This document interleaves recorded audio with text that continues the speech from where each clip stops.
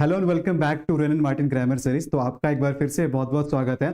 हम लोग कंजंक्शन पढ़ रहे थे जो कि चैप्टर नंबर 40 में है, और ये वीडियो कंजंक्शन का सेकंड पार्ट है जिसके अंदर हम लोग जानेंगे कंजंक्शन के टाइप्स के बारे में, कंजंक्शन के कितने टाइप्स होते हैं और ये क्या क्या होते हैं, सबके बारे में मैं आपको बिल्कुल सिंपल और आसान भाषा में समझाऊंगा। सारे चीज़ें आपको बहुत आसानी से समझ में आ जाएंगे। तो देखिए, हम ज़्यादा टाइम वेस्ट नहीं करेंगे, सीधे अपने टॉपिक पे आएंगे। ठीक है, तो ये कंजंक्शन का सेकंड पार्ट है जो कि काइंड्स ऑफ कंजंक्शन से रिलेटेड है। चैप्टर नंबर 40 है, चैप्टर अभी चेंज नहीं हुआ है। तो स्टार्ट करते हैं। तो देखो, कंजंक्शन के टाइप्स को जानने से पहले हम इस एग्जांपल से शुरू करेंगे। तो देखिए, जैसे यहां पर दो सेंटेंसेस है और ये दो सेंटेंसेस एक कंजंक्शन से जुड़ रहा है। ठीक है, सेंटेंस देखो क्या है, मोहित इज एन इंजीनियर, और दूसरा सेंटेंस है रोहित इज अ डॉक्टर। यहां दो सेंटेंसेस है और ये दोनों सेंटेंसेस को जोड़ कौन रहा है? ये दोनों सेंटेंसेस को जोड़ रहा है एंड। तो एंड क्या है? कंजंक्शन है। एंड क्या है? ये कंजंक्शन है। तो जो दो वर्ड्स, दो सेंटेंसेस या दो फ्रेजेस को आपस में जोड़ने का काम करता है उसे हम कंजंक्शन कहते हैं। ये बात मैंने आपको लास्ट वीडियो में ऑलरेडी बताया है। लेकिन यहां पर हम चूंकि टाइप्स को समझेंगे तो इसलिए एग्जाम्पल सबसे पहले बहुत जरूरी है। अब देखो, अब यहां जो दोनों सेंटेंस हमने जोड़ा है, ये दोनों सेंटेंस को हम एक साथ मिलाकर के भी पढ़ेंगे तो भी इसका अपना एक कंप्लीट मीनिंग है, और इन दोनों सेंटेंसेस में से हम इसे अलग अलग भी पढ़ेंगे। मतलब एक बार में हम एक सेंटेंस पढ़ेंगे। मतलब देखो, ये सेंटेंस के अंदर दो सेंटेंस है और सेंटेंस के अंदर जो सेंटेंसेस होता है उसे हम क्लाउज कहते हैं। ठीक है, एक अकेला सेंटेंस को हम क्लाउज नहीं कहते हैं, उसको सेंटेंस ही कहते हैं। लेकिन सेंटेंस के अंदर जो सेंटेंसेस होते हैं उसे हम क्लाउजेस कहते हैं। ठीक है, तो यहां पर ये कंप्लीट एक सेंटेंस है और इस सेंटेंस के अंदर दो सेंटेंस है। एक सेंटेंस तो ये है और दूसरा सेंटेंस ये है। तो सेंटेंस के अंदर जो सेंटेंस हुआ उसे हम क्लाउज कहेंगे, राइट। लेकिन होता क्या है, क्लाउजेस की अगर हम बात करें तो एक होता है डिपेंडेंट क्लाउज और एक होता है इंडिपेंडेंट क्लाउज। तो डिपेंडेंट क्लाउज जो होता है वो हमेशा अपना मीनिंग को पूरा करने के लिए, अपना मीनिंग को कंप्लीट करने के लिए वह क्लाउज मेन क्लाउज पे डिपेंड करता है, और मेन क्लाउज को अपना मीनिंग पूरा करने के लिए उसे दूसरे क्लाउज पे डिपेंड नहीं होना पड़ता है। मतलब वो क्लाउज के दूसरे क्लाउज के साथ है तो भी उसका मीनिंग अपना कंप्लीट है, और आप उसको क्लाउज से बाहर निकाल दोगे तो भी अकेले वह अपना पूरा मीनिंग दे सकता है, स्वतंत्र रूप से वह अकेले खड़ा रह सकता है। ठीक है, तो उसे मेन क्लाउज कहते हैं। और जो डिपेंडेंट क्लाउज होता है वो अपना मीनिंग पूरा करने के लिए हमेशा वो दूसरे क्लाउज पर डिपेंड करता है। लेकिन यहां पर अगर आप ये दोनों क्लाउजेस को पढ़ोगे ना तो लगेगा कि इसमें से कोई भी क्लाउज किसी एक दूसरे पर डिपेंड नहीं कर रहा है, सबका अपना स्वतंत्र मीनिंग है। देखो, मोहित इज एन इंजीनियर और रोहित एक डॉक्टर है। अब ऐसा नहीं है कि रोहित का डॉक्टर होना मोहित के इंजीनियर होने पर डिपेंड करता है और मोहित का इंजीनियर होना रोहित के डॉक्टर होने पर डिपेंड करता है। ये दोनों सेंटेंस आपस में स्वतंत्र सेंटेंस है, दोनों इंडिपेंडेंट है। तो जब दो इंडिपेंडेंट क्लाउजेस को जोड़ने वाला, ध्यान से समझिएगा, जो भी कंजंक्शन जो दो इंडिपेंडेंट क्लाउजेस को जोड़ने का काम करते हैं वैसे कंजंक्शंस को हम क्या बोलते हैं? कोऑर्डिनेटिंग कंजंक्शन बोलते हैं। तो यहां पर जो एंड आप देख रहे हो ना, ये एक तरह से कोऑर्डिनेटिंग कंजंक्शन है। कोऑर्डिनेटिंग कंजंक्शन है। तो कोऑर्डिनेटिंग, देखो, को का मतलब एक तरह से क्या हो गया, को का तो मतलब टुगेदर या फिर को का मतलब सिमिलर भी होता है, और ऑर्डिनेट का मतलब होता है एक ऑर्डर में रखना।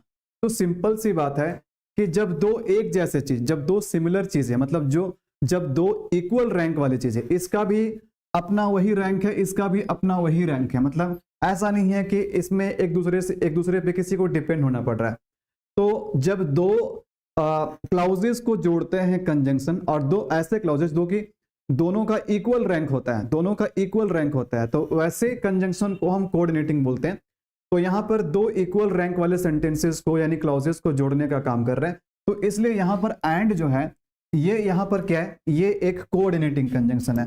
जब मैं बार बार इक्वल रैंक बोल रहा हूं तो इसका मतलब है कि आप इस सेंटेंस में से हटा करके आप अलग से भी लिखोगे ना तो भी इस सेंटेंस का अपना एक कंप्लीट मीनिंग है कि मोहित इज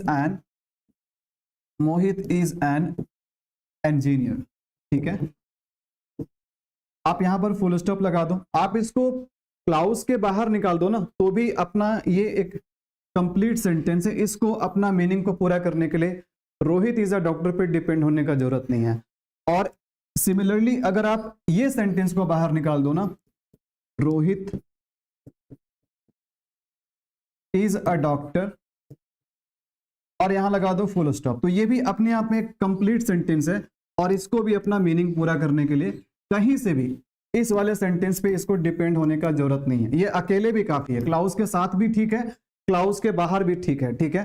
तो ऐसे दो इंडिपेंडेंट सेंटेंसेस को जब हम जोड़ते हैं, यानी दो इंडिपेंडेंट क्लाउजेस, ये भी इंडिपेंडेंट है, ये भी देखो ये भी इंडिपेंडेंट है और ये भी इंडिपेंडेंट है। जब दोनों इंडिपेंडेंट है तो इसका मतलब है दोनों में से किसी को भी किसी दूसरे पे डिपेंड होना नहीं पड़ता है। यहां तक क्लियर है, समझ में आ गया, ठीक है। अब देखो, तो समझ गया कि किसको हम कहते हैं कोऑर्डिनेटिंग कंजंक्शंस। तो इसका डेफिनेशन जान लेते हैं। अ coordinating conjunction joins together clauses of equal ranks. तो कोऑर्डिनेटिंग कंजंक्शन जो होता है ये दो क्लाउजेस को आपस में जोड़ने का काम करते हैं। और ये दो क्लाउजेस कैसे होते हैं? इक्वल रैंक वाले क्लाउजेस होते हैं, मतलब इधर भी इंडिपेंडेंट क्लाउज और इधर भी इंडिपेंडेंट क्लाउज, तो दोनों इंडिपेंडेंट क्या हो गया? इक्वल हो गया। तो ऐसे क्लाउजेस को हम कोऑर्डिनेटिंग कंजंक्शन बोलते हैं। और कोऑर्डिनेटिंग कंजंक्शंस में होते क्या है, इसको हम याद करने के लिए एक बहुत ही फेमस ट्रिक है। अब ये हम नहीं बोलेंगे कि ये ट्रिक हमने बनाया है, ये ट्रिक पहले से ही मार्केट में फेमस है, ठीक है। तो ये ट्रिक क्या है? देखो, इसके लिए आपको एक वर्ड याद रखना है, fan boys, FANBOYS, fan boys. अब देखो, फैन बॉयज सभी लेटर से एक अलग अलग कंजंक्शन निकलेंगे। अब फैन बॉयज में F का मतलब हो गया फोर, A का मतलब हो गया एंड, N का मतलब हो गया नॉर, B का मतलब हो गया बट, O का मतलब हो गया और, Y का मतलब हो गया येट, और S का मतलब हो गया सो। तो ये जो कंजंक्शंस देख रहे हैं, फोर एंड, नॉर, बट और येट, सो, ये सारे कंजंक्शंस जो है ना, इन्हें हम कहते हैं कोऑर्डिनेटिंग कंजंक्शन। इसे कहा जाता है कोऑर्डिनेटिंग कंजंक्शंस। तो आप इस तरीके से बहुत आसानी से याद कर सकते हो कि कोऑर्डिनेटिंग कंजंक्शंस क्या क्या होते हैं। तो इसके लिए बस एक वर्ड आपको याद रखना, और ये वर्ड क्या है? Fan boys. वर्ड क्या है? फैन बॉयज, फैन बॉयज, ठीक है। और आपको कोऑर्डिनेटिंग कंजंक्शन के बारे में पता चल जाएगा, आपको याद हो जाएगा, ठीक है। हाँ, तो इंडिपेंडेंट क्लाउजेस को हम प्रिंसिपल क्लाउजेस या मेन क्लाउजेस भी कहते हैं। तो ऐसा अगर मतलब मैं बाकी के टर्म भी आपको बता देता हूं ताकि कंफ्यूजन ना हो। प्रिंसिपल क्लाउज हम इंडिपेंडेंट क्लाउज को ही कहते हैं, या फिर मेन क्लाउज भी कह सकते हैं, ठीक है। चलिए, अब देखो क्या, अब अगर हम बात करें कोऑर्डिनेटिंग कंजंक्शंस के बारे में, तो coordinating conjunctions are of four kinds. तो कोऑर्डिनेटिंग कंजंक्शंस के अगर हम काइंड्स की बात करें तो ये टोटल 4 प्रकार के होते हैं, इसके 4 काइंड्स होते हैं इसके, ठीक है। अब ये 4 काइंड्स में क्या क्या है, आइए समझते हैं हम लोग, ठीक है। देखो, ये 4 काइंड्स में जो पहला काइंड आता है इसे हम क्यूमुलेटिव बोलते हैं, ठीक है। क्यूमुलेटिव बोलते हैं। क्यूमुलेटिव को कॉप्युलेटिव भी बोला जाता है, ठीक है। तो इसका मतलब क्या होता है? क्यूमुलेटिव का मतलब क्या होता है? इसका मतलब होता है जो एडिशन एक्सप्रेस करता है, मतलब जो जोड़ने का काम करता है, मतलब जो इंक्लूड करने का काम करता है, मतलब जो किसी चीज में एक्स्ट्रा चीज जोड़ता है, या फिर एक स्टेटमेंट को दूसरे स्टेटमेंट से जोड़ने का काम करे। सिंपल सा मतलब है। क्यूमुलेटिव का मतलब होता है एडिशन करना, प्लस करना, एक्स्ट्रा कोई चीज जोड़ना। इसको हम क्यूमुलेटिव या कॉप्युलेटिव भी बोलते हैं। मतलब कभी कभी हम जैसे दो सेंटेंस को हमने जोड़ा, जैसे एंड से हमने जोड़ा दो सेंटेंस को, तो एंड क्या किया? एंड दो सेंटेंस को जोड़ने का काम किया, मतलब एक्स्ट्रा इंफॉर्मेशन जोड़ने का काम किया। तो इसे ही हम क्यूमुलेटिव कंजंक्शंस कहते हैं, क्यूमुलेटिव कोऑर्डिनेटिंग कंजंक्शन बोलते हैं। जैसे देखो, एग्जांपल में सेंटेंस है, she is beautiful and intelligent. तो सेंटेंस यहां पर भी कंप्लीट हो सकता था कि शी इज ब्यूटीफुल अब उसमें एक एक्स्ट्रा इंफॉर्मेशन और हमें जोड़ना है कि वो केवल ब्यूटीफुल नहीं बल्कि इंटेलिजेंट भी है। तो इस एक्स्ट्रा इंफॉर्मेशन को जोड़ने के लिए हमें कौन सा कंजंक्शन का जरूरत पड़ेगा? ऑब्वियसली क्यूमुलेटिव कंजंक्शन का जरूरत पड़ेगा, क्योंकि हम यहाँ पर एक्स्ट्रा इंफॉर्मेशन जोड़ रहे हैं या फिर हम कुछ चीजों को और इंक्लूड कर रहे हैं।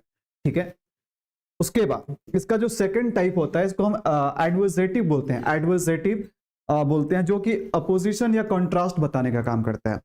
तो आपका कोऑर्डिनेटिंग कंजंक्शन का जो सेकंड टाइप होता है, सेकंड काइंड जो होता है, वो होता है एडवर्सेटिव होता है। तो एडवर्सेटिव का मतलब हो गया जो अपोजिशन या कॉन्ट्रास्ट एक्सप्रेस करे।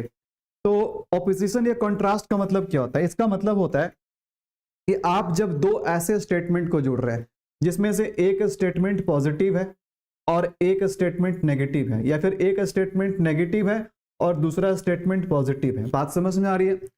तो देखो, अगर आप नेगेटिव नेगेटिव जोड़ रहे हो ना तो ये इक्वल चीज हो गया, पॉजिटिव पॉजिटिव जोड़ रहे हो तो ये इक्वल चीज हो गया। ठीक है, हम अपोजिशन किसको कहते हैं? अपोजिशन का मतलब होता है अपोजिट, मतलब कोई भी चीज जो एक दूसरे का अपोजिट हो उसी को हम अपोजिशन बोलते हैं। और अपोजिशन को दूसरे वर्ड में हम कॉन्ट्रास्ट भी बोलते हैं। ठीक है, तो जो कुछ भी बात कही जा रही है ठीक उसके जस्ट अपोजिट बात, उसको हम क्या बोलते हैं? अपोजिशन या कॉन्ट्रास्ट बोलते हैं।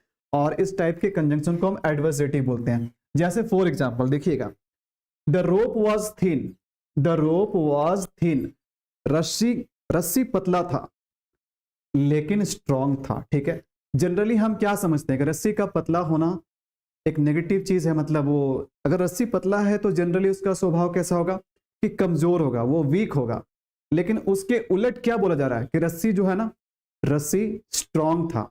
ठीक है, हम जनरली जानते हैं कि पतली चीजें स्ट्रॉन्ग नहीं होती है, लेकिन यहां पर बोला जा रहा है कि the rope was thin but it was strong. तो यानी ये दोनों स्टेटमेंट क्या हो गए? रस्सी का पतला होना एक नेगेटिव सेंस दे रहा है, लेकिन उसके उलट रस्सी का मजबूत होना ये एक पॉजिटिव सेंस दे रहा है।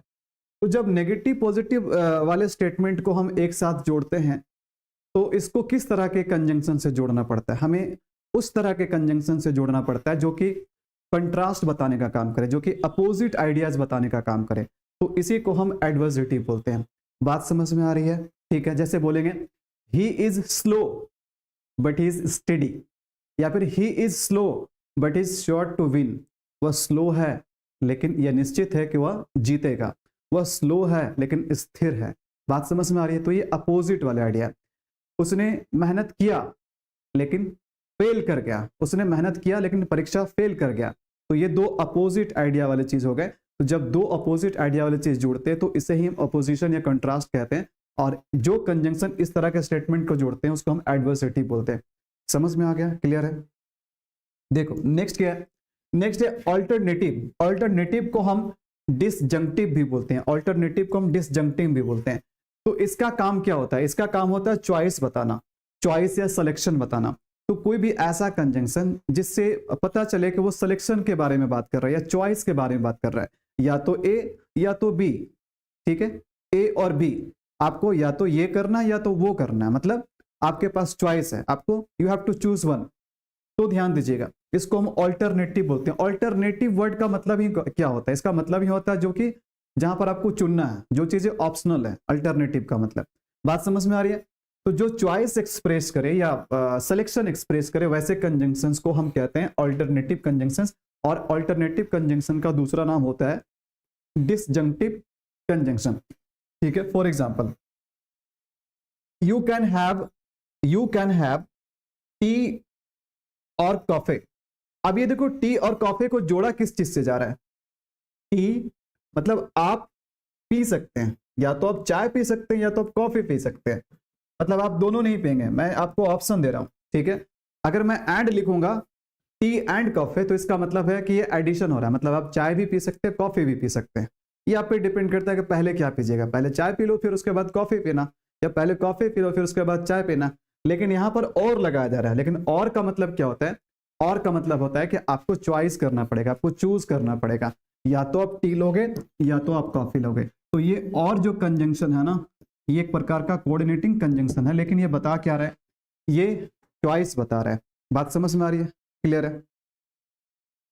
ठीक है, चलो उसके बाद जो इसका जो फोर्थ जो काइंड होता है ये होता है इलेटिव होता है। इलेटिव हम किसको बोलते हैं? इलेटिव कंजंक्शन हम किसको बोलते हैं? देखो ILLATIVE, इलेटिव, जो इन्फरेंस बताने का काम करे या रिजल्ट बताने का काम करे। इन्फरेंस का मतलब क्या होता है कि अगर आप कोई चीज बोल रहे हो तो उसका कंक्लूजन आपने कहां से निकाला। इन्फरेंस का मतलब होता है कि जब हम कोई चीज जब हम बोलते हैं, कोई स्टेटमेंट देते हैं, तो उसका कोई ग्राउंड होता है, उसका कोई आधार होता है, उसका कोई बेसिस होता है। तो अगर एक स्टेटमेंट जो है वो दूसरे स्टेटमेंट का बेसिस है, यानी उसी के बेसिस पे हम ये बात बोल रहे हैं, तो इसे हम इन्फरेंस कहते हैं। ठीक है, आप किसी को कुछ भी बोलोगे तो उसका एक आधार होगा ना। जैसे मैंने आपको बोला कि आप ही अपराधी हो, आप ही दोषी हो, आप ही गिल्टी हो, तो आप बोलोगे ना कि इसका आधार क्या है कि आप मुझे अपराधी या दोषी बोल रहे हो। तो जो भी मैं आधार दूंगा ना, तो उसी के आधार पे एक कंक्लूजन निकलेगा। तो एक तरह से कह सकते हैं कि स्टेटमेंट एंड कंक्लूजन को जब हम जोड़ते हैं तो उसे ही हम कहते हैं इलेटिव कंजंक्शन।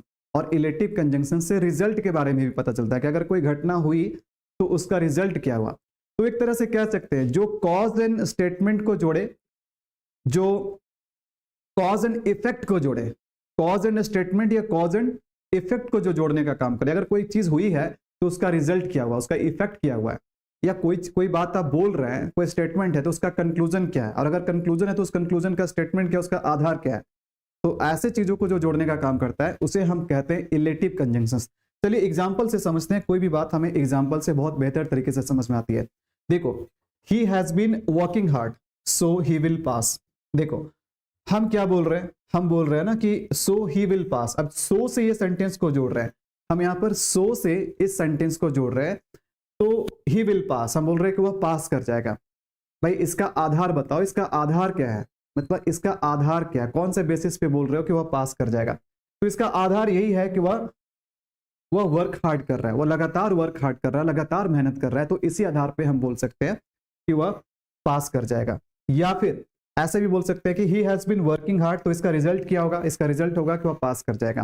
बात समझ में आ रही है? तो एक तरह से यहां पर जो सो हमने लगाया ना, एक तरह से रिजल्ट बता रहा है। पहले वाले स्टेटमेंट का क्या बता रहा है, पहले वाला ये जो कॉज है ना, इसका इफेक्ट बता रहा है। या फिर इधर से हम जब पढ़ेंगे तो ये जो कंक्लूजन है ना, इसका बेसिस क्या है, इसका बेसिस है कि ये वर्क हार्ड कर रहा है। उसके बाद देखो, he will not go to school today for he is ill. आज वह स्कूल नहीं जाएगा, आज वह स्कूल नहीं जाएगा। भाई क्यों नहीं जाएगा, इसका बेसिस क्या है, इसका आधार क्या है, आप किस आधार पे बोल रहे हैं कि वह स्कूल नहीं जाएगा। तो इसका आधार यह है कि वह बीमार है, वह बीमार है, ही इज इल। तो यहां पर फोर से हम क्या कर रहे हैं, फोर से हम यहां पर ये दोनों चीजों को जोड़ रहे हैं, दोनों सेंटेंसेस को जोड़ रहे हैं, जिसमें से एक जो है ना, एक का बेसिस है, एक का मतलब उसका बेसिस और एक उसका कंक्लूजन है। बात समझ में आ रही है? तो इसे हम इलेटिव कंजंक्शन कहते हैं, इसे हम इलेटिव कंजंक्शन कहते हैं। समझ में आ गया? ओके, बहुत बढ़िया। अब देखो यहां पर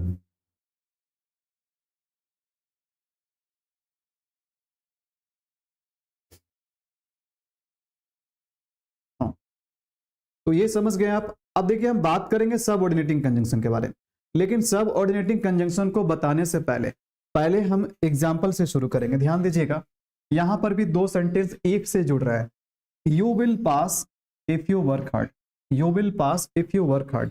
और ये दोनों सेंटेंस को जोड़ कौन रहा है, ये दोनों सेंटेंस को इफ जोड़ रहा है। तो इफ क्या है, कंजंक्शन है, लेकिन ये किस टाइप का कंजंक्शन है अभी हम जानेंगे।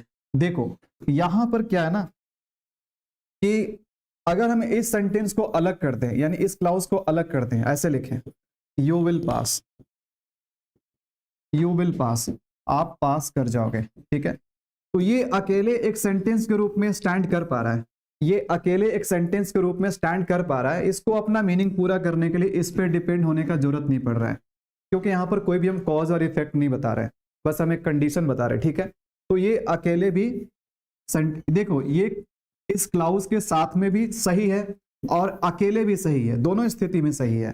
तो जो क्लाउज के साथ भी रह सकता है और अकेले एक सेंटेंस के रूप में भी स्टैंड कर सकता है, उसी को हम कहते हैं मेन क्लाउज, या फिर हम प्रिंसिपल क्लाउज भी कह सकते हैं। तो यू विल पास जो है ना, ये मेन क्लाउज है। और इसके बाद का जो सेंटेंस है इफ यू वर्क हार्ड, तो इफ यू वर्क हार्ड को अगर हम अकेले लिखने का कोशिश करेंगे, इफ यू वर्क हार्ड को अगर हम अकेले लिखने का कोशिश करेंगे, if you work hard, if you work hard, if you work hard, तो इसको अगर हम अकेले एक सेंटेंस के रूप में अगर लिखने का कोशिश करेंगे तो क्या आपको लगता है, क्या ये अकेले स्टैंड कर सकता है? ये अकेले स्टैंड नहीं कर सकता है, इसको हमेशा मेन क्लाउज का साथ चाहिए ही चाहिए। अगर मैं आपको ऐसे बोलूंगा, अगर आप मेहनत करोगे तो, अगर आप मेहनत करोगे तो, अगर आप वहां चलोगे तो, अगर आप कोशिश करोगे तो, अरे भाई पूरा बात तो बता दो ना, कहना क्या चाहते हो। तो जब ये सेंटेंस को हम पढ़ते हैं ना अकेले, तो लग रहा है कहीं ना कहीं कोई चीज मिसिंग है, ठीक है, ये अपना मीनिंग अकेले पूरा नहीं कर पा रहा है।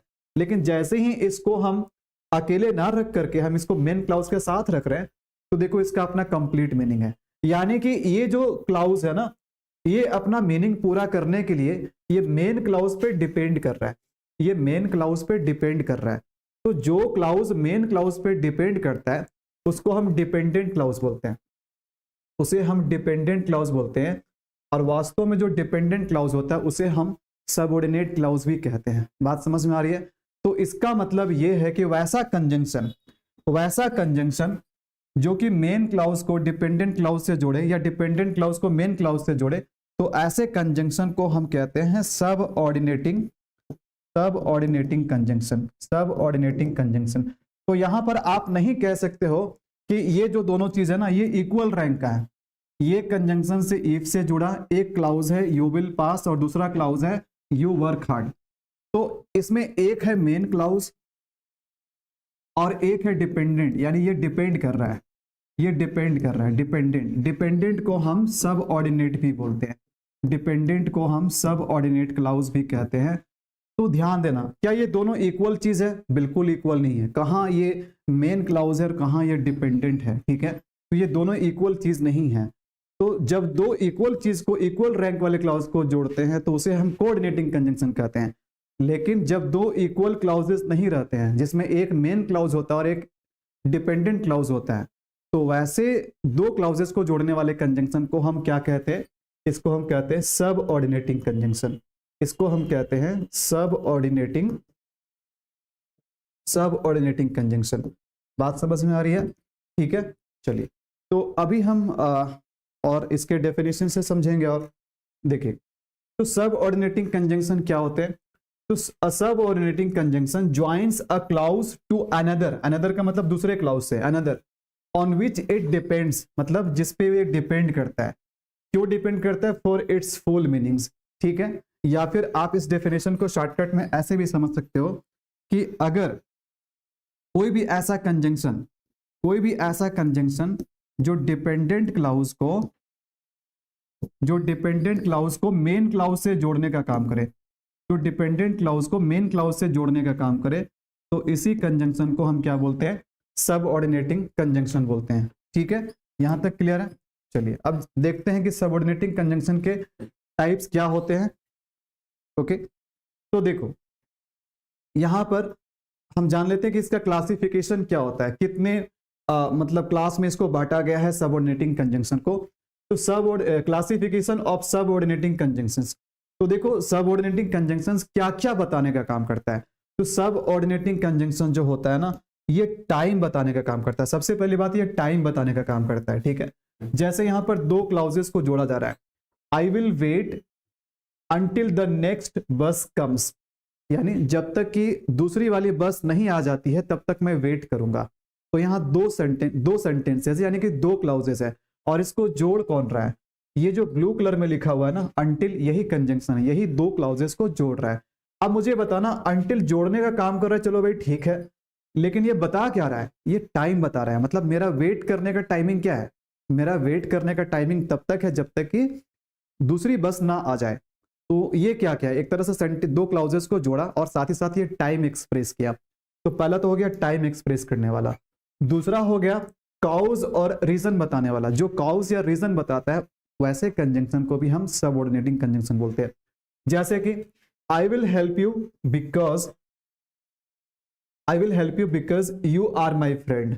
अच्छा, मैं तुम्हें हेल्प करूंगा, इसका कारण क्या है? क्योंकि तुम मेरा दोस्त हो, तुम मेरा मित्र हो, तुम मेरा फ्रेंड हो, ठीक है। तो यहां पर बिकॉज एक कंजंक्शन है, दो क्लाउजेस को जोड़ रहा है, बट ये क्या कर रहा है? रीजन बता रहा है, या फिर कॉज आप कह सकते हो। उसके बाद देखो क्या, सबऑर्डिनेटिंग कंजंक्शन में पर्पस भी बताता है। पर्पस का मतलब उद्देश्य, मतलब कि कोई काम हुआ तो क्यों हुआ। ठीक है, एक तरह से उद्देश्य बताना, ठीक है। तो ध्यान दीजिएगा, we eat so that we may live, हम लोग खाते हैं, हम लोग खाते हैं, खाने का हमारा उद्देश्य क्या है, सरवाइव करना, जिंदा रहना, जीवित रहना, ठीक है। तो यहां पर सो दैट जो है ना, ये दो क्लाउजेस को जोड़ा, पहला क्लाउज क्या है, वी इट, हम लोग खाते हैं, और दूसरा क्लाउज है वी मे लिव, ताकि हम लोग जिंदा रह सके, ठीक है। तो ये दोनों क्लाउजेस को जोड़ा कौन, सो दैट। तो सो दैट क्या बताया, पर्पस बताया कि हम लोग क्यों खाते हैं, उसका उद्देश्य बताया, ठीक है। उसके बाद देखो, ऐसे कंजंक्शंस रिजल्ट और कंसिक्वेंस भी बताते हैं, यानी किसी चीज का, किसी घटना का क्या परिणाम निकला, ठीक है। तो जैसे कि he was so tired that he could scarcely stand, मतलब वह इतना थका हुआ था, वह इतना थका हुआ था कि वह शायद ही अपने पैरों पे खड़ा हो सकता था, ठीक है। तो वो बहुत थका हुआ था, ही वॉज सो टायर्ड, और इसका रिजल्ट क्या हुआ, इसके थकने का रिजल्ट क्या हुआ, इसके थकने का रिजल्ट हुआ कि वह मुश्किल से अपने पैरों पे खड़ा हो पा रहा था, ठीक है। तो ये इसका रिजल्ट है, मतलब ये इसका परिणाम है कि वो थक गया, बहुत थका हुआ था, और इसका परिणाम है वो बहुत मुश्किल से अपने पैरों पे खड़ा हो पा रहा था। उसके बाद देखो, ऐसे कंजंक्शन कंडीशन भी बताने का काम करते हैं। कंडीशन जैसे बोलते हैं अगर, यदि, तो ये सब क्या करता है, दो क्लॉजेस को जोड़ता है, लेकिन साथ ही साथ कंडीशन भी बताता है। जैसे देखो, I will sing if you say, I will sing if you say, अगर आप कहोगे तो मैं गाऊंगा, लेकिन प्लीज आप कहना मत, क्योंकि मैं अभी गाने वाला नहीं हूं, मैं बस एक एग्जांपल दिया हूं।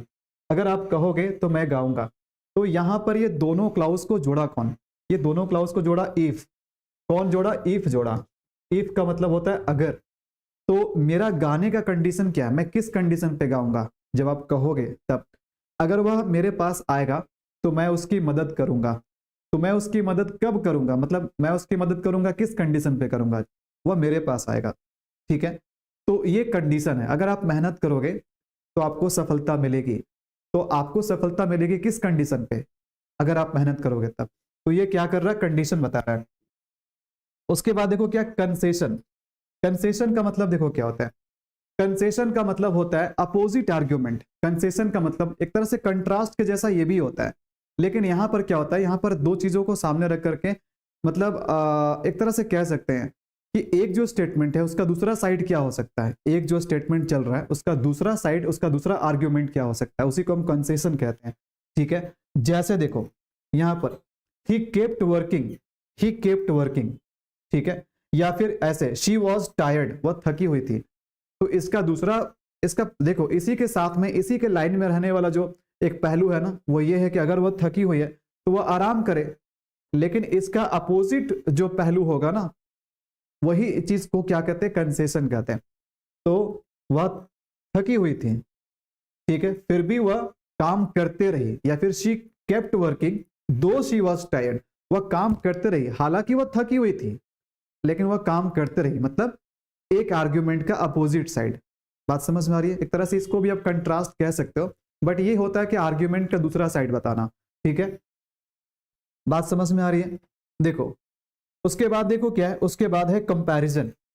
तो ऐसे भी कंजंक्शंस होते हैं जो कि कंपैरिजन बताते हैं, जैसे यहां पर दैन लगा हुआ है, जैसे Roshan is taller than Aditya, Roshan is taller than Aditya. तो यहाँ दैन क्या किया, यहाँ पर दैन जोड़ने का काम किया, एक तरह से यहाँ पर जो कंपैरिजन हो रहा है रोशन और आदित्य के बीच में, सॉरी रोशन नहीं है, रोहन है, खैर नाम में कोई भी उससे मेन चीज नहीं, हमारा मेन चीज है कि कंजंक्शन क्या वो है। तो रोहन एंड आदित्य में जो कंपैरिजन हो रहा है, उसको जोड़ कौन रहा है, उसको जोड़ रहा है दैन। तो दैन जो है ना, ये कंपैरिजन बताने वाले कंजंक्शन है, जो कि सब ऑर्डिनेटिंग कंजंक्शन के लिस्ट में आता है। बात समझ में आ गई। अब देखो यहां पर मैं आपको कुछ लिस्ट बता देता हूं, ये तो सेंटेंस एग्जांपल के साथ। अब मैं आपको एक लिस्ट दे देता हूं कि टाइम बताने वाले में कौन कौन से कंजंक्शन आते हैं, कॉज रीजन में क्या आते हैं, पर्पस में क्या आते हैं, कौन कौन से कंजंक्शन, इसका एक लिस्ट आपको यहाँ पर मैं आपको दे देता हूँ। देखो टाइम वाले में क्या क्या आता है, वेन आता है, आफ्टर आता है, बिफोर आता है, टिल आता है, अनटिल आता है, सिंस आता है, एज सुन एज आता है, ठीक है, इटीसी। तो ये सब कंजंक्शन का काम करेंगे, लेकिन साथ ही साथ टाइम भी बताने का काम करेंगे। उसके बाद sir A to Z complete करवा देंगे ना, ए टू जेड क्या कंप्लीट करा देंगे पहले ये तो बताओ, ठीक है। उसके बाद देखो कॉज और रीजन बताने के लिए बिकॉज है, उसके बाद एज है, एज है, सिंस है, इटीसी है। पर्पस बताने के लिए क्या है? पर्पस बताने के लिए है so that, in order that, या सो एज टू, इटीसी। उसके बाद रिजल्ट या कंसिक्वेंस के लिए क्या है? देयरफॉर है, कंसिक्वेंटली है, दस है, सो है, हेंस, एज अ रिजल्ट। ये सब रिजल्ट बताने वाले कंजंक्शन है। उसके बाद कंडीशन के लिए देखो क्या क्या है, इफ है, अनलेस है। मतलब कभी कभी ऐसा भी हो जाए कि किसी कंजंक्शन को उठा करके आपको पूछ दे कि ये सबऑर्डिनेटिंग कंजंक्शन है कि कोऑर्डिनेटिंग है, और अगर सबऑर्डिनेटिंग है तो क्या एक्सप्रेस कर रहा है, टाइम एक्सप्रेस कर रहा है, कंडीशन एक्सप्रेस कर रहा है। अगर ये सब बेसिक चीज का जो जानकारी अगर आपके पास रहेगा ना, तो आज के डेट में जो बैंकिंग में जो क्वेश्चंस आते हैं, बैंकिंग लेवल का जो एग्जाम होते हैं या फिर मैनेजमेंट लेवल के जो एग्जाम्स होते हैं, जहां पर सेंटेंस कंप्लीशन का या पैरा कंप्लीशन का जो क्वेश्चंस आते हैं ना, वो आपके बहुत आसानी से बन जाएंगे, क्योंकि आपको सेंटेंस कनेक्टर्स के भी क्वेश्चंस आते हैं। तो सेंटेंस कनेक्टर्स बैंकिंग के जो लेवल होते हैं ना, इतने आसान नहीं होते हैं। तो ये वही बंदा सॉल्व कर सकता है जिसको कंजंक्शंस के हर टाइप्स के बारे में पता हो कि किसका क्या काम होता है। ठीक है, हाँ हाँ हाँ, एक्सरसाइज भी करवा दूंगा, ठीक है, थोड़ा टाइम दीजिए, एक्सरसाइज भी करवा दूंगा। देखो क्या है, कंडीशन के बाद एक कंसेशन। कंसेशन में क्या है? दो, ऑल्दो, स्टिल। तो ये कंसेशन वाले है ना, ये एक तरह से क्या करेंगे, विरोधाभासी स्टेटमेंट को जोड़ेंगे, मतलब अपोजिट आइडियाज वाले। जैसे दो, ऑल्दो, स्टिल, सबका मतलब क्या होता है? फिर भी, जिसका मीनिंग हो फिर भी, ठीक है, नेवरदलेस या इवन इफ, ठीक है, ध्यान देना। उसके बाद कंपैरिजन। कंपैरिजन में दैन है, लाइकवाइज है, एज है, वेयर एज है। इन सभी कंजंक्शंस का यूज हम करते हैं कंपैरिजन बताने के लिए। बात समझ में आ गई? तो यहाँ पर सबऑर्डिनेटिंग कंजंक्शन क्या होता है, इसके सभी का साथ मैंने एग्जाम्पल भी दिया, और एग्जाम्पल के साथ साथ मैंने एक लिस्ट भी बता दिया कि कौन कौन से कंजंक्शंस इसके लिस्ट में आते हैं। उसके बाद देखना, जो यहाँ पर हमें लास्ट चीज जो देखना है, यहाँ पर ध्यान दीजिएगा, कभी कभी कुछ कंजंक्शंस ऐसे होते हैं जो कंजंक्शंस के साथ साथ प्रेपोजिशन का भी काम करते हैं, या फिर ऐसे कह सकते हैं कभी कभी कोई प्रीपोजिशन जो होते हैं ना, कंजंक्शन का भी काम कर देते हैं। तो हमें देखना पड़ेगा, ध्यान देना, सिंपल सी बात है। अगर कोई वर्ड है, देखो, अगर कोई वर्ड है और इस वर्ड के बाद, इस वर्ड के बाद अगर सेंटेंस आ रहा है, अगर सेंटेंस आ रहा है या क्लॉज आ रहा है, देखो सेंटेंस को ही हम क्लॉज कहते हैं, या फिर क्लॉज को, सेंटेंस को ही क्लॉज कहते हैं। अगर सेंटेंस के अंदर सेंटेंस से क्लॉज कहते हैं, ठीक है, तो आप इसे सेंटेंस के रूप में मानो या क्लॉज के रूप में मानो। तो किसी वर्ड के बाद अगर सेंटेंस या क्लॉज आता है, तो समझ लेना कि ये जो वर्ड है ना, ये वर्ड जो है, ये जो वर्ड है, ये आपका क्या है? कंजंक्शन। ये क्या है? ये कंजंक्शन है। मैं एक ट्रिक बता रहा हूँ पहचानने का, कैसे पहचानेंगे कि वही वर्ड, कभी कभी एक ही वर्ड कंजंक्शन का भी काम कर देता है और वही वर्ड प्रेपोजिशन का भी काम कर देता है। तो पहचानने का मैं ट्रिक बता रहा हूँ।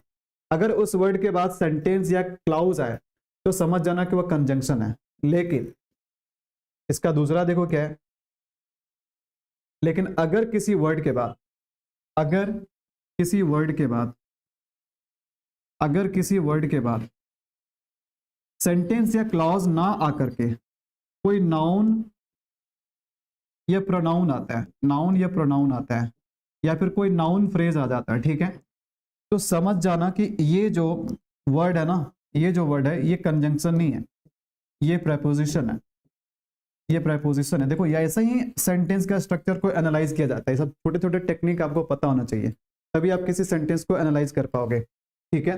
तो चलिए हम देखते हैं कि इसमें से कौन कंजंक्शन है। देखो, प्रेपोजिशंस वर्सेस कंजंक्शन, तो कौन इसमें कंजंक्शन और कौन इसमें प्रेपोजिशन है, ठीक है। सेम चीज, सेम वर्ड क्या करेगा, दोनों तरह से काम करेगा। तो हम लोग यहां पर आइडेंटिफाई करेंगे। चलो ध्यान देना, देखो, we will wait till Monday. तो यहाँ टिल जो है ना, ये क्या है? ये प्रेपोजिशन है या फिर ये कंजंक्शन है? आप लोग जितने भी लोग लाइव क्लास में जुड़े हुए हैं ना, फटाफट आप लोग जवाब देने का कोशिश कीजिएगा। मैंने ट्रिक अभी अभी आपको बताया। तो देखो, ये दोनों ही सेंटेंस में टिल का यूज है, यहाँ भी टिल है और यहाँ भी टिल है। बट आपको बताना है कि पहले वाले सेंटेंस में वी विल वेट, हम लोग वेट करेंगे टिल मंडे। तो टिल यहाँ पर क्या है? टिल यहाँ पर कंजंक्शन है या फिर प्रेपोजिशन है? ये आप लोग थोड़ा बताने का कोशिश करेंगे, ठीक है। तो देखो, यहां पर टिल के बाद कोई सेंटेंस या क्लॉज नहीं आ रहा है, बल्कि एक नाउन आ रहा है। तो इसका मतलब है कि यहां पर जो टिल है ना, यहां जो टिल है ना, ये एक प्रेपोजिशन है, ये एक प्रेपोजिशन है, ये कंजंक्शन नहीं है, ये प्रेपोजिशन है। उसके बाद देखो, we will wait till the rain stops, बारिश के रुकने तक हम लोग वेट करेंगे। तो यहाँ टिल के बाद एक क्लॉज या फिर सेंटेंस आप कह सकते हो। सेंटेंस या क्लॉज में मेन चीज क्या होता है, उसमें आपको सब्जेक्ट और उसका वर्ब जरूर मिलेगा, सब्जेक्ट और उसका वर्ब जरूर मिलेगा, यही पहचान है सेंटेंस या क्लॉज का। तो देखो यहाँ पर टिल के बाद सब्जेक्ट में द रेन है और उसका वर्ब क्या है, स्टॉप्स है। तो इसके बाद कोई नाउन या प्रोनाउन नहीं आ रहा है, बल्कि इसके बाद एक सेंटेंस या फिर उसी सेंटेंस को आप क्लाउज कह सकते हो, क्लाउज आ रहा है, ठीक है। तो ये पक्का यहाँ पर क्या है, यहाँ पर जो टिल है ना ये कंजंक्शन है, यहाँ जो टिल है ना ये कंजंक्शन है। उसके बाद देखो I have not seen him since Monday, मैंने उसे मंडे से नहीं देखा है।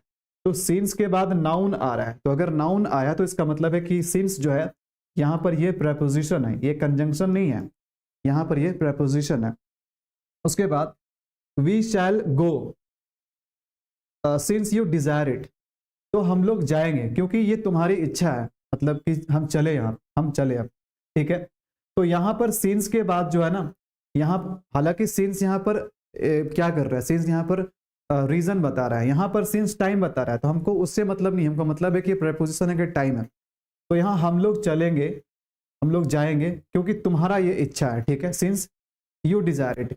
तो यहाँ पर सिंस के बाद देखो एक क्लाउज आ रहा है, तो अगर क्लाउज आ रहा है तो इसका मतलब ये है कि ये जो है ना ये कंजंक्शन है, ये प्रेपोजिशन नहीं है, ये कंजंक्शन है। उसके बाद देखो क्या है, he died for his country. अब देखो फोर क्या है, फोर यहाँ पर कंजंक्शन है या प्रेपोजिशन है। तो फोर के बाद हिज कंट्री आ रहा है, तो कंट्री देखो क्या नाउन है, और हिज कंट्री एक तरह से नाउन फ्रेज कह सकते हैं, मतलब सेंटेंस तो नहीं आ रहा है। तो इसका मतलब है कि फोर यहाँ पर एक प्रेपोजिशन है, फोर यहाँ पर प्रेपोजिशन है। लेकिन उसके बाद देखो आई मस्ट स्टे हियर, मुझे यहाँ अवश्य ठहरना चाहिए, for such is my duty, क्योंकि मेरा ड्यूटी ही ऐसा है यहाँ पर ठहरने का, ठीक है। तो यहाँ पर फोर के बाद जो है ना, फोर के बाद एक नाउन या प्रोनाउन नहीं बल्कि एक कंप्लीट सेंटेंस आ रहा है। तो इसका मतलब है कि यहाँ जो फोर है ना ये कंजंक्शन है। तो ये चीज आपको आइडेंटिफाई करने आना चाहिए कि सेम वर्ड जो कभी प्रेपोजिशन का काम कर दे रहा है, कभी कंजंक्शन का काम कर रहा है, तो कब ये कंजंक्शन का काम कर रहा है और कब ये प्रेपोजिशन का काम कर रहा है, इसका मतलब आइडेंटिफिकेशन आपके पास होना चाहिए। तभी आप सेंटेंस को एनालाइज कर सकते हो, या सिंथेसिस वगैरह आपका, आप लोग बार बार बोल रहे हैं कि सिंथेसिस पढ़ाइए, पहले कंजंक्शंस वगैरह प्रेपोजिशन वगैरह पे आपके अच्छे कमांड नहीं होंगे, क्लाउजेस वगैरह पे कमांड नहीं होंगे, तो फिर सिंथेसिस आपको समझ में नहीं आएगा, ठीक है। समझ में आ गया। तो यहां से ये जो चैप्टर नंबर 40 है ना ये हो गया कंप्लीट। चैप्टर नंबर 40 में, ये चैप्टर नंबर 40 ये कंजंक्शन के बारे में था, कंजंक्शन क्या होता है, कंजंक्शन के कितने टाइप्स होते हैं, ये दो वीडियो में मैंने आपको पढ़ा दिया। अब होगा चैप्टर नंबर 41। तो 41 जो चैप्टर नंबर है ना, इसमें हम लोग बेसिकली कुछ इंपॉर्टेंट कंजंक्शंस के हम लोग करेक्ट यूसेज के बारे में जानेंगे। तो कोई कोई कुछ कुछ कंजंक्शंस होते हैं जो कि बहुत ही इंपॉर्टेंट और फ्रिक्वेंटली यूज्ड या आस्क्ड कंजंक्शंस होते हैं, जो कि एग्जाम्स वगैरह में रिपीटेडली आते रहते हैं, बहुत कॉमन कंजंक्शंस हैं, बट हमें उनके करेक्ट यूसेज के बारे में पता नहीं होता है। तो यही चीज हम लोग जानेंगे चैप्टर नंबर 41 में, ठीक है। तो जिस तरह से आप लोगों ने रेन मार्टिन सीरीज को प्यार दिया है, आप लोग उसी तरह से इसको सपोर्ट करते रहिए। और रेन मार्टिन के अलावे देखो जब कोई टॉपिक मैं अलग से पढ़ाता हूँ जिसका नाम रेन मार्टिन नहीं होता है तो आप लोग नहीं देखते हो, लेकिन सेम चीज अगर मैं पढ़ा दूंगा, बस नाम चेंज कर दिया, हमने नाम कर दिया रेन मार्टिन, हमने टेंस पढ़ाया या फिर हमने कंजंक्शन पढ़ाया, और हमने अगर मान के चलो कि कंजंक्शन हम इससे भी अच्छा पढ़ाएं और बिल्कुल बेसिक से और बिल्कुल एडवांस लेवल तक कंजंक्शन आपको पढ़ाएं, लेकिन आप लोग उस वीडियो को शायद नहीं देखोगे। लेकिन अगर मैं पढ़ाऊं वही चीज, वही कंटेंट पढ़ाऊंगा, लेकिन नाम अगर दे दूंगा रेन मार्टिन, तो आप लोग उसको खूब देखोगे, क्योंकि अल्टीमेटली होता है क्या, नाम बिकता है। बात समझ में आ रही है। तो रेन मार्टिन के अलावा और भी वीडियोस है, सबका प्लेलिस्ट बना हुआ है, टेंस को भी मैंने बिल्कुल बेसिक से पढ़ाया है, तो आप लोग वे सारे वीडियोस को भी चेकआउट कर सकते हो प्लेलिस्ट में जा करके। पीडीएफ के लिए आप टेलीग्राम चैनल से जुड़े रहिए, वहाँ पर पीडीएफ मैं हमेशा अपलोड करते रहता हूँ। टेलीग्राम चैनल का लिंक आपको नीचे डिस्क्रिप्शन में मिल जाएगा, ठीक है। और आपको एक्सरसाइज भी मैं प्रैक्टिस करवा दूंगा, डोंट वरी, थोड़ा टाइम दीजिए, है ना। तो आपको ये वीडियो कैसा लगा बताइएगा कमेंट में लिख करके, चीज़ें आपको समझ में आई। अगर आपको समझ में नहीं आया तो डाउट लिखिएगा। एक चीज़ मैं और बता रहा हूँ, कल से आपके चैनल पे ज्वाइन बटन इनेबल हो जाएगा, यानी सब्सक्राइब जो बटन होता है ना उसके बगल में ज्वाइन दिखेगा।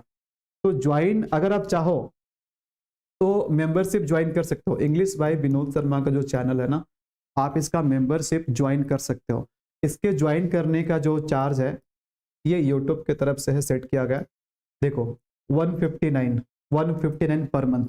सर इसका इस मेंबरशिप को ज्वाइन करने का बेनिफिट क्या होगा? देखो बेनिफिट क्या होगा, कभी कभी आपके ग्रामर से रिलेटेड डाउट्स होते हैं और वे डाउट्स को आप कमेंट में लिखते हो, और कमेंट में क्या होता है ना कि अगर कमेंट आपका छोटा होता है, डाउट छोटा होता है, तो कमेंट में ही रिप्लाई करके आपके डाउट का समाधान किया जाता है। बट कभी कभी डाउट छोटा होता है लेकिन उसका एक्सप्लेनेशन बड़ा होता है, तो वो कमेंट में लिख करके नहीं बताया जा सकता है। ठीक है, अगर आप चाहते हैं कि मैं आपके सभी कमेंट का जवाब दूं, आपके जितने भी जेन्युइन कमेंट्स है जहां पर आपका क्वेरीज है, डाउट है ग्रामर के कंसेप्ट को लेकर के, और आप हमसे सीधे कॉल पे जुड़ना चाहते हैं तो इस डाउट को क्लियर करवाने के लिए, तो ये जो सुविधा है ना, ये जो प्रिविलेज है, ये उन्हीं मेंबर को मिलेगा जो कि जिन्होंने मेंबरशिप लिया है। साथ ही साथ आपको लॉयल्टी बैज मिल जाएगा। जब आप कमेंट लाइव क्लास में कमेंट वगैरह करेंगे तो आप बिल्कुल दूसरों से स्टैंड आउट करोगे, मतलब आपका जो प्रोफाइल है ना वो बिल्कुल अलग दिखेगा, और आपको तरह तरह के स्टिकर्स या इमोजीज भी आप वहाँ पर लाइव क्लास में डाल सकते हो। लेकिन सबसे बड़ा स्टिकर से ज़्यादा बेनिफिट का जो चीज़ है वो ये है कि you can connect with me on call for any kind of doubt, और कोई भी आपका जो क्वेरी है उसके लिए आप जुड़ सकते हैं। ठीक है, तो कोई ये बहुत बड़ा चीज़ नहीं है कि आपका अगर कोई डाउट रह गया है, सबसे बड़ी बात आप कितना भी चैप्टर पढ़ लो, अगर उसमें एक डाउट भी रह गया ना, तो वही एक डाउट है वो पूरा के पूरा हमारे एग्जाम में फेल या पास, हम फेल होंगे कि पास होंगे, हम टॉप करेंगे कि नहीं करेंगे, वही एक डाउट डिसाइड कर देता है। तो वो डाउट का अगर आप क्लियर करवाना चाहते हैं तो आप मेंबरशिप ले सकते हो। ठीक है, कल से ये इनेबल हो जाएगा। ठीक है, लेकिन ये किसी को हम यहाँ पर फोर्स नहीं कर रहे कि आपको लेना ही है। बात समझ में आ रही है? और मेंबरशिप वालों को एक और बेनिफिट देखो क्या मिलेगा। कभी कभी मैं स्पेशल टॉपिक पे लाइव क्लास आऊंगा, लेकिन ये लाइव क्लास केवल जो मेंबर रहेंगे ना उसी को दिखेंगे, सबको नहीं दिखेंगे। बात समझ में आ रही है? तो किसी स्पेशल टॉपिक या कोई टॉपिक जो आपके डिमांड पे हो उसी टॉपिक पे मैं वीडियो बनाऊंगा। तो जो मेंबर रहेंगे पहले से, और वो उन्होंने एक डिमांड किया कि सर इस टॉपिक पे बनाइए, इस टॉपिक पे बहुत बार से मैं वीडियो खोज रहा हूँ या मिल भी रहा है तो कंसेप्ट हमारा सर क्लियर नहीं हो पा रहा है, तो आप इस पे वीडियो बनाइए। तो वीडियो ऑन डिमांड भी आपको मिलेगा जो मेंबरशिप लिए रहेंगे, जो हमारे मेंबर्स रहेंगे। ठीक है, तो देखिएगा आपको जो सुविधा लगे। ऐसा नहीं है कि यूट्यूब पे वीडियोस नहीं आएगा, हम लाइव नहीं लेंगे, लेकिन कुछ स्पेशल आपको फैसिलिटी चाहिए तो आप ज्वाइन करना चाहिए, मुझे लगता है आपको। ठीक है, बाकी आपको मिलेंगे नेक्स्ट चैप्टर में, चैप्टर नंबर 41। ठीक है, और इतना जान लेना कि ब्रेनन मार्टिन का जो सेकंड पार्ट है जिसमें क्लाउजेस पढ़ना है, words as different parts of speech हो गया, पंक्चुएशन हो गया, सिंथेसिस हो गया, तो मोस्टली देखो मेरा ये प्लान है ना कि जो सेकंड पार्ट है ना वो आपको जो मेंबर रहेगा ना उन्हीं को वो वीडियोस मिलेंगे। ठीक है, हालांकि पार्ट 1 तो मैं सारा कंप्लीट कर ही चुका हूँ, एक दो चैप्टर और बाकी होगा, वो भी कंप्लीट हो जाएगा। ठीक है, हाँ।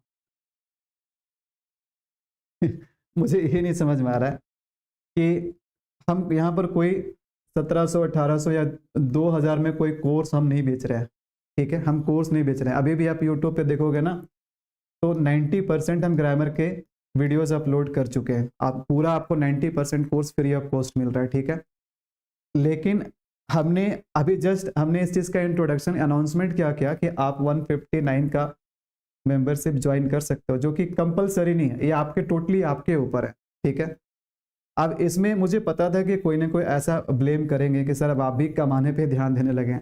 अब मुझे यही बताओ, सिंपल सी बात बताओ, आप मुझे 159 दे करके आप मुझे कितना अमीर बना दोगे? पहली बात। दूसरी बात, ये जो स्टूडियो वगैरह ना, इसके 5-5 लाख रुपए एक स्टूडियो में सेटअप में लग जाता है, फिर मेंटेनेंस अलग से चीज़ है।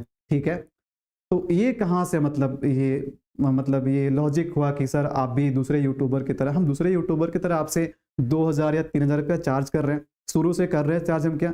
अभी तक तो नहीं हमने किया है।